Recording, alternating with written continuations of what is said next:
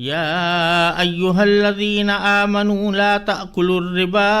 أضعافا مضاعفة واتقوا الله لعلكم تفلحون واتقوا النار التي أعدت للكافرين وأطيعوا الله والرسول لعلكم ترحمون وسارعوا إلى مغفرة من ربكم وجنة عرضها السماوات والأرض أعدت للمتقين الذين ينفقون في السراء والضراء والكاظمين الغيظ والعافين عن الناس والله يحب المحسنين۔ ان آیات کریمہ کا ترجمہ یہ ہے کہ اے ایمان والو، کئی گنا بڑھا چڑھا کر سود مت کھاؤ اور اللہ سے ڈرو تاکہ تمہیں فلاح حاصل ہو، اور اس آگ سے ڈرو جو کافروں کے لیے تیار کی گئی ہے، اور اللہ اور رسول کی بات مانو تاکہ تم سے رحمت کا برتاؤ کیا جائے، اور اپنے رب کی طرف سے مغفرت اور وہ جنت حاصل کرنے کے لیے ایک دوسرے سے بڑھ کر تیزی دکھاؤ جس کی چوڑائی اتنی ہے کہ اس میں تمام آسمان اور زمین سما جائیں۔ وہ ان پرہیزگاروں کے لیے تیار کی گئی ہے جو خوشحالی میں بھی اور بدحالی میں بھی اللہ کے لیے مال خرچ کرتے ہیں، اور جو غصے کو پی جانے اور لوگوں کو معاف کرنے کے عادی ہیں۔ اللہ ایسے نیک لوگوں سے محبت کرتا ہے۔ پچھلی آیات غزوہ احد کے مختلف پہلوؤں پر روشنی ڈالنے کے لیے اللہ تبارک و تعالی نے نازل فرمائی ہے، اور آگے بھی آیت نمبر 139 سے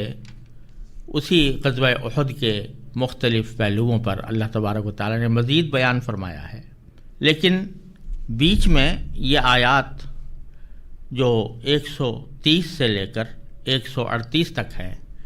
یہ 8 آیتیں اللہ تبارک و تعالی نے ایک خاص مقصد سے نازل فرمائی ہیں، اور اس کا تعلق غزوہ احد سے یہ ہے کہ اللہ تبارک و تعالی نے پیچھے آیتوں میں یہ فرمایا تھا کہ اگر تم صبر اور تقوی اختیار کرو گے تو اللہ تبارک و تعالی کی مدد تمہارے شامل حال ہوگی۔ تو اسی صبر اور تقوی کی کچھ خاص جزیات اللہ تبارک و تعالی نے ان آیات کریمہ میں بیان فرمائی ہیں، جن کا براہ راست غزوہ احد سے اور جنگ سے بھی تعلق ہے، اور انسان کی عمومی زندگی سے بھی متعلق ہے۔ قرآن کریم کا یہ اسلوب ہے کہ وہ کسی خاص واقعے پر جب کوئی تبصرہ فرماتا ہے تو اگرچہ اس کا پس منظر وہ واقعہ ہوتا ہے، لیکن الفاظ ایسے اختیار کیے جاتے ہیں جو اس واقعے کے ساتھ مخصوص نہ ہوں بلکہ ایک عام ہدایت اور رہنمائی کا سبب ہوں۔ یہی صورت ان 8 آیتوں میں کی گئی ہے، جن میں سے میں نے اس وقت 4 آیتیں آپ کے سامنے تلاوت کی ہیں اور ان کا ترجمہ پیش کیا ہے۔ ان میں سے پہلی آیت میں اللہ تبارک و تعالی نے سود کی حرمت بیان فرمائی ہے، اور غزوہ احد سے اس کا خاص تعلق اس لیے بھی ہے کہ امام رازی رحمۃ اللہ علیہ نے اپنی تفسیر میں فرمایا کہ کفار جو مدینہ منورہ پر حملہ آور ہوئے تھے اور انہیں سال بھر اس جنگ کی تیاری کی تھی، تو اس جنگ کی تیاری میں ایک اہم ان کا وسیلہ یہ تھا کہ انہوں نے سود پر قرضے لیے تھے، اور سود پر قرضے لے کر اپنے جنگ کی تیاری میں ان پیسوں کو استعمال کیا تھا۔ تو اللہ تبارک و تعالی یہاں مسلمانوں کو متنبہ فرما رہے ہیں کہ ایسا نہ ہو کہ تم لوگ بھی جب اس جنگ کا انتقام لینے کی تیاری کرو تو اس میں کہیں تم سودی قرضوں کے اندر مبتلا نہ ہو جاؤ، کیونکہ سود ایک ایسا گناہ ہے کہ جس کے نتیجے میں دنیا میں بھی انسان کو اللہ تعالیٰ کی طرف سے نقصان پہنچنے کا سبب بنتا ہے، اور آخرت میں بھی اس کا انجام خراب ہے۔ چنانچہ پہلی آیت میں اللہ تبارک و تعالیٰ نے سود کی ممانعت کرتے ہوئے فرمایا کہ یا ایھا الذین آمنو، اے ایمان والو،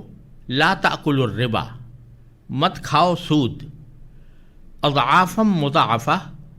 کئی گنا بڑھا چڑھا کر۔ یہاں یہ جو لفظ استعمال ہوا ہے کہ کئی گنا بڑھا چڑھا کر سود مت کھاؤ، اس کا مطلب یہ نہیں ہے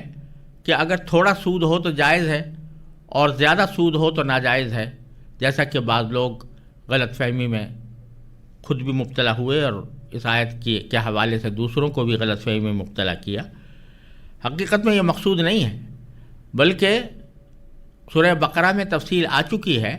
کہ وہاں اللہ تبارک و تعالیٰ نے فرمایا تھا کہ یا ایھا الذین آمنوا اتقوا اللہ وذروا ما بقی من الربا، ربا کا جو حصہ بھی تمہارے ذمہ ہو وہ چھوڑ دو،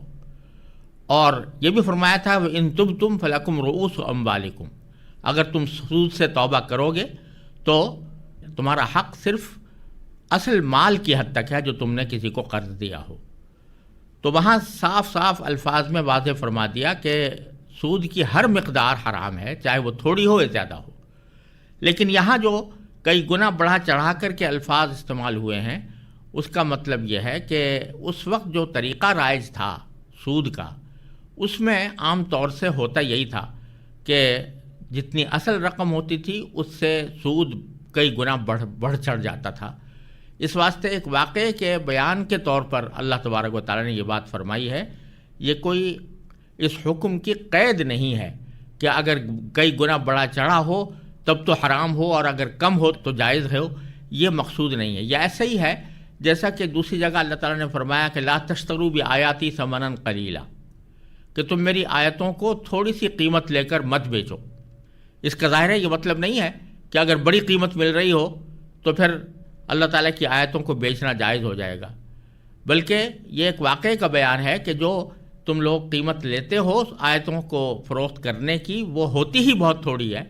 اس عذاب کے مقابلے میں جو تمہیں پیش آنے والا ہے۔ تو جس طرح اللہ تبارک و تعالیٰ نے وہاں ثمناً قلیلا، تھوڑی قیمت کا ذکر فرمایا ہے، اسی طرح یہاں سود کے ساتھ کئی گنا بڑھا چڑھا کر کے جو الفاظ استعمال ہوئے ہیں وہ اس کی قباحت و شناعت بڑھانے کے لیے اور واقعے کا بیان کرنے کے لیے ہیں۔ یہ کوئی قانونی قید نہیں ہے ربا کی حرمت کے حکم کے اوپر۔ پھر فرمایا واتقوا اللہ، اور اللہ سے ڈرو، یعنی ہر گناہ کے موقع پر اگر آدمی کے دل میں کسی گناہ کا داعیہ پیدا ہو رہا ہے، جیسے سود کھانے کا داعیہ پیدا ہو رہا ہے، تو اس کا علاج یہی ہے کہ اللہ تبارک و تعالیٰ کے سامنے جواب دہی کا احساس اپنے دل میں پیدا کر کے اللہ تعالیٰ کے سامنے حاضر ہونے کے موقع سے آدمی اپنے آپ کو ڈرائے کہ مجھے ایک دن اللہ تعالیٰ کے سامنے پیش ہونا ہے اور مجھے اپنے اس عمل کا جواب دینا ہے، لہذا اگر یہ تقوی اختیار کرے گا تو وہ پھر انشاءاللہ اس گناہ سے محفوظ رہے گا۔ تو فرمایا واتقوا اللہ، اور اللہ سے ڈرو، لعلکم تفلحون، تاکہ تمہیں فلاح حاصل ہو۔ اور فرمایا واتقوا النار التی اعدت للکافرین، اور اس آگ سے ڈرو جو کافروں کے لیے تیار کی گئی ہے۔ یعنی اللہ تبارک و تعالیٰ نے جہنم ان لوگوں کے لیے تیار کی ہوئی ہے کہ جو اللہ تبارک و تعالیٰ کے دین کا انکار کرتے ہیں، کفر کا ارتکاب کرتے ہیں۔ اگر تم ان جیسا کام کرو گے تو تم بھی اس آگ کی لپیٹ میں آ سکتے ہو۔ یہاں جو یہ فرمایا کہ وہ آگ جو کافروں کے لیے تیار کی گئی ہے، اس سے یہ بات معلوم ہوتی ہے کہ اللہ تبارک و تعالیٰ نے جہنم کا عذاب اصل میں جو تیار کیا ہے وہ ان لوگوں کے لیے ہے جو ایمان نہ لائیں اور کفر کی روش اختیار کریں۔ لیکن مسلمان جو ایمان لے آیا اور اس سے کبھی گناہ سرزد ہوا تو آگ اصلاً اس کے لیے تیار نہیں کی گئی، اصل تو کافروں کے لیے تیار کی گئی، لیکن چونکہ اس نے کوئی برا عمل کیا ہے لہذا کچھ دیر کے لیے یا کچھ وقت کے لیے وہ بھی اس آگ کے عذاب کو بھگتے گا، لہذا وہ ایک عارضی سزا ہے جو اس کو ملے گی، لیکن اصل جو آگ تیار کی گئی ہے وہ کافر لوگوں کے لیے کی گئی ہے جو ایمان سے بالکل پھرے ہوئے ہوں اور اللہ تبارک و تعالیٰ کی لائے ہوئے دین کے منکر ہوں اور حق واضح ہو جانے کے باوجود وہ اس پر اصرار کریں۔ پھر ایک عمومی حکم بیان فرما دیا کہ وَأَطِيعُوا اللَّهَ وَالرَّسُولَ۔ تقویٰ اور صبر کا بنیادی نقطہ یہ ہے کہ اللہ اور اس کے رسول کی بات مانو، جو کچھ بھی اللہ تعالیٰ کی طرف سے حکم آ جائے یا اس کے رسول صلی اللہ علیہ وسلم کی طرف سے حکم آ جائے تو اس کو مانو، لعلکم ترحمون، تاکہ تم سے رحمت کا برتاؤ کیا جائے۔ وسارعوا الی مغفرۃ من ربکم وجنۃ عرضها السماوات والارض، اور فرمایا کہ بجائے اس کے کہ تم سود یا کسی اور ناجائز طریقے سے اپنی دنیا کے منافع حاصل کرنے کی کوشش کرو اور اس کی طرف لپکو، بلکہ تمہیں لپکنا چاہیے اپنے پروردگار کی رضامندی کی خاطر، اس کی طرف لپکنا چاہیے۔ جو آدمی سود کھاتا ہے یا سود کی طمع اس کے دل میں ہوتی ہے تو وہ در حقیقت لپک رہا ہوتا ہے دنیا کی طرف اور دنیا کے مفادات کی طرف۔ اللہ تعالیٰ فرما رہے ہیں کہ اگر تم اس کی طرف لپکو گے بھی تو زیادہ سے زیادہ یہ ہوگا کہ تمہارے مال میں کچھ اضافہ ہو جائے، لیکن اس کا آخری انجام اللہ تبارک و تعالیٰ کے ہاں بڑا خراب ہونے والا ہے۔ لہذا لپکنے کی چیز یہ دنیا کے ظاہری مفادات نہیں ہیں جو اللہ تعالیٰ کے احکام کے خلاف ہوں۔ لپکنے کی چیز یہ ہے کہ آدمی اس طرف اپنے آپ کو بڑھائے اور دوسروں سے بھی آگے بڑھنے کی کوشش کرے جو پروردگار کی طرف سے مغفرت کا سامان ہوں۔ تو فرمایا وسارعوا، اور ایک دوسرے سے زیادہ تیزی دکھاؤ، الی مغفرۃ من ربکم، اپنے پروردگار کی طرف سے مغفرت حاصل کرنے کے لیے، وجنۃ، اور اس جنت کی طرف بڑھنے کے لیے تیزی دکھاؤ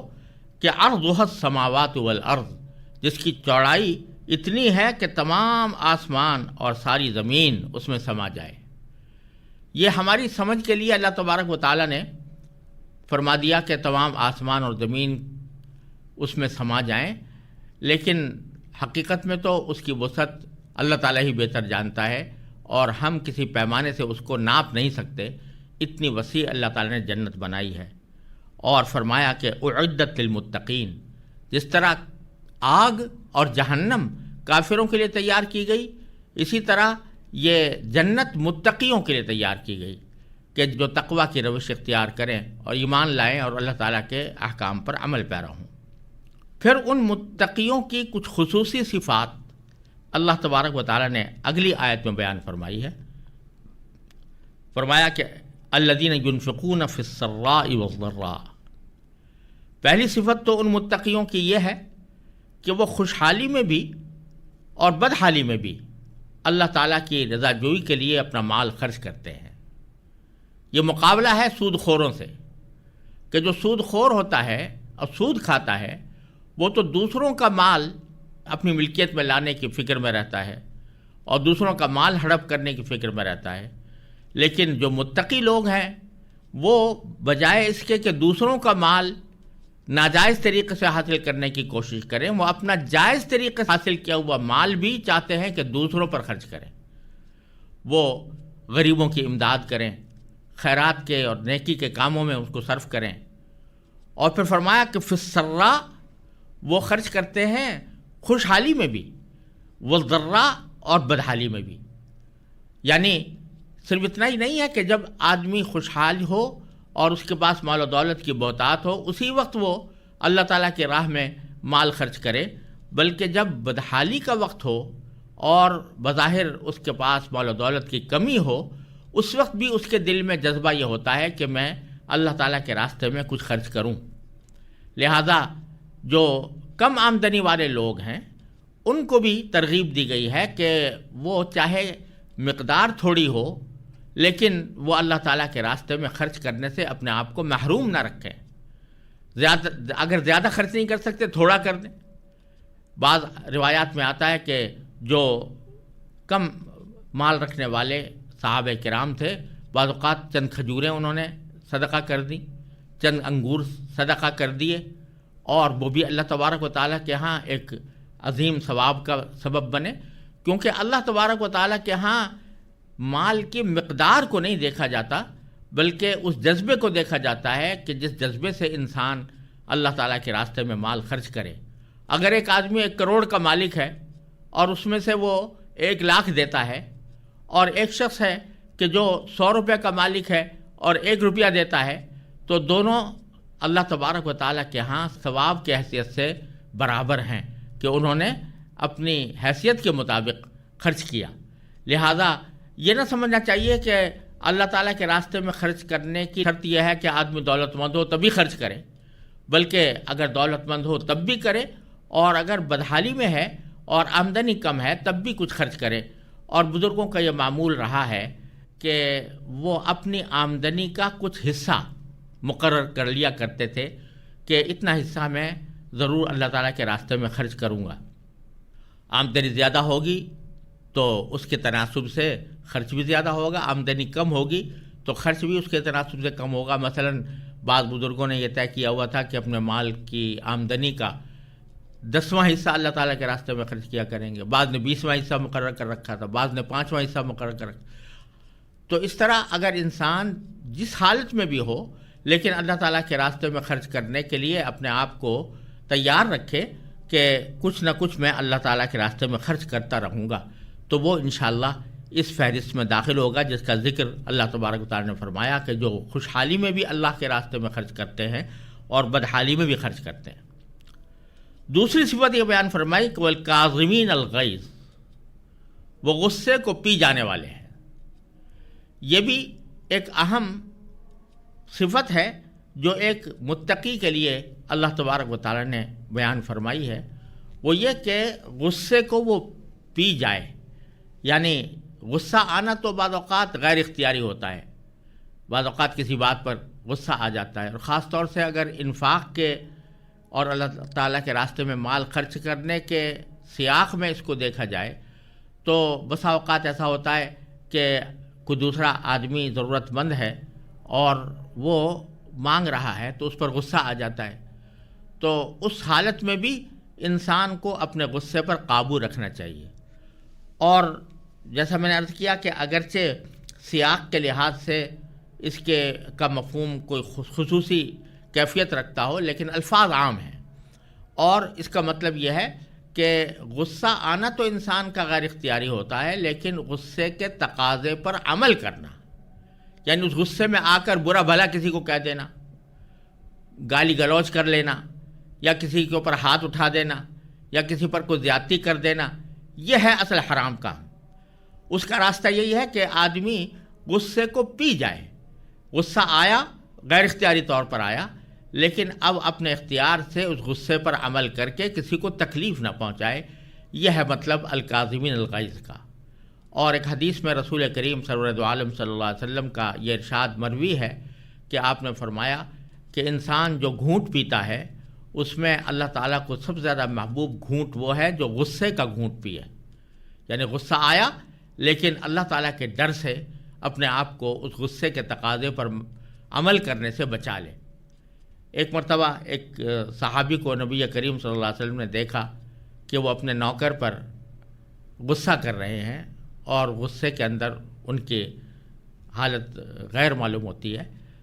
تو آپ نے ان کو دیکھ کر بس ایک جملہ فرمایا کہ ذرا یہ سوچ لو کہ اللہ اقدر علیک، کہ جتنی قدرت تمہیں اپنے اس نوکر پر یا اپنے اس غلام پر حاصل ہے،